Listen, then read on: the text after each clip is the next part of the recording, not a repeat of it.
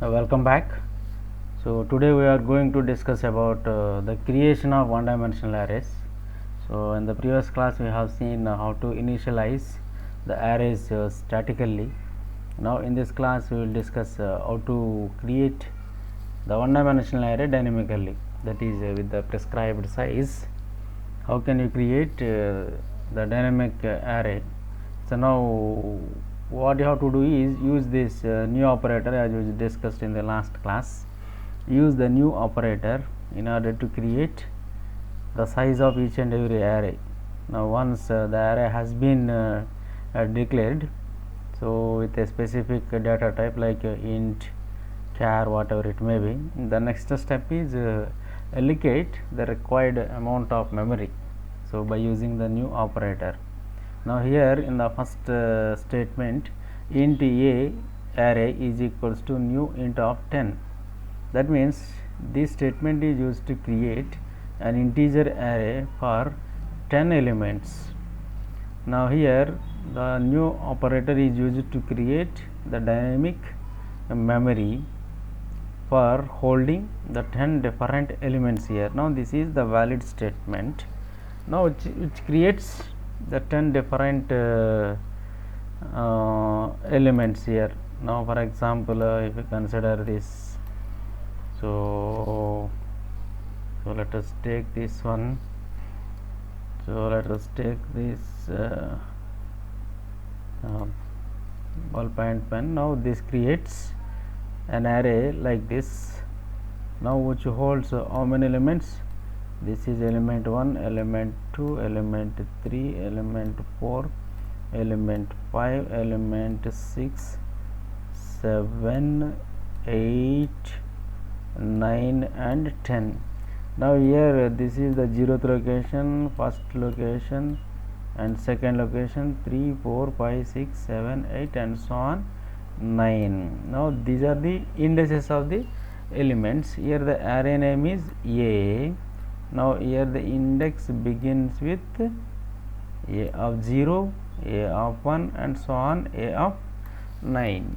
Now a of 0 the first element, a of 1 the second element, a of 2 third element, a of 3 fourth element, and this is the fifth element, this is sixth element, seventh element, eighth element, ninth element, and this is the 10th element.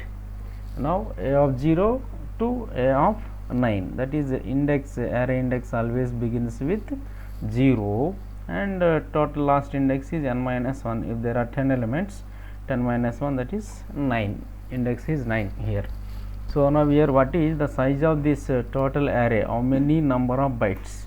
Now here the array type is integer. Now the integer holds 4 bytes and here the total number of elements are 10, that is 4 cross 10, that is equals to total amount of memory is equals to here 40 bytes of memory is reserved here.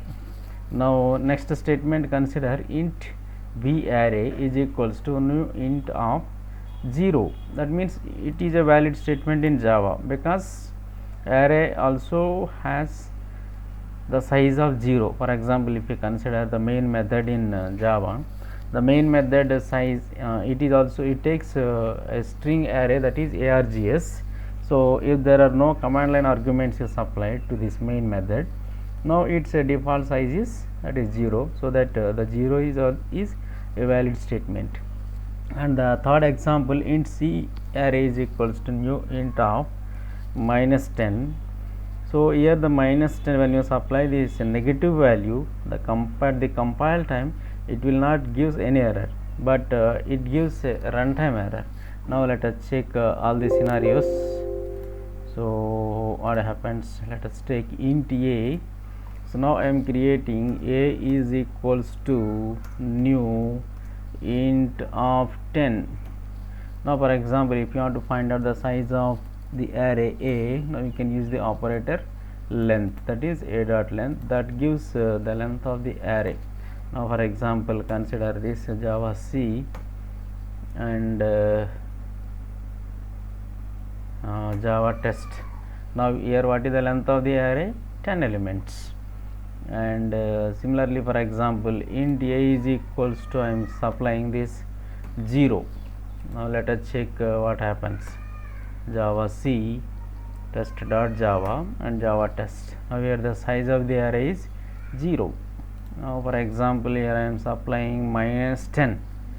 Now what is the size of the array? That is minus 10. Now at the compile time there is no error, the program compiled successfully.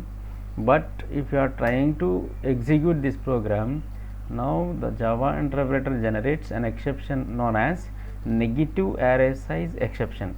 That means the array size never in negative size, it always be in positive size, so that at runtime you will get an exception called negative array size exception.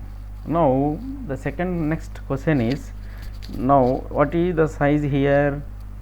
10 or minus 10, whatever it may be, it is an integer always. So what is the possible values? What are the various possible values we can supply here?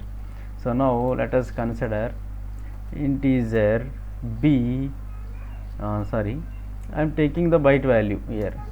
Byte b is equals to 10. Now instead of passing this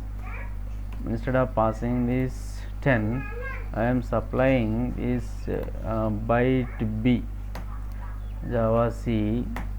Now what is the value here? 10. That means the array size sometimes it may be byte, it is acceptable. Now instead of byte, now what I am taking here, it is short b is equals to 10. Now let us compile the program. Now I compiled an error, now it gives 10. That means you can also pass short variable as an argument to the size variable. Okay, now let us check. I am passing the long. Now what happens? Let us check what the compiler will tell you. Now compile this program. Now the compiler raised an error known as possible loss of precision, that is B, required int found long. Now what is the required variable here? Integer only, but here what I am passing? Long variable. So that is, for an array size, the variable always either int, byte or short only. You cannot pass long variable as a size dimension here. Okay, please remember this point. Okay, so now the next question is, what is the maximum size of this array? So because it is integer, now what is the range of integer? We know the maximum range of integer is 2147483647. This is the maximum range of integer. So this is the maximum size of the integer. Now when I am giving this maximum range, then what happens? Now compile this program. Now see what happens. Now the program compiled successfully. Okay, but sometimes you may not have this much amount of memory. Okay, for example, here the size of the integer is 4 bytes. Each value occupies 4 bytes. Now the total amount of required here, it is 4 into 2147483647. So now this much amount of memory is not available, okay, in our system sometimes. Now in such case, the system generates a runtime error. Okay, what it is? Let us see here. Exception in thread main java.lang. Out of memory exception. Okay, out of memory exception means this much amount of virtual memory is not available in my machine. So that's why this could generate an exception called out of memory exception. Requested array size exceeds virtual memory limit.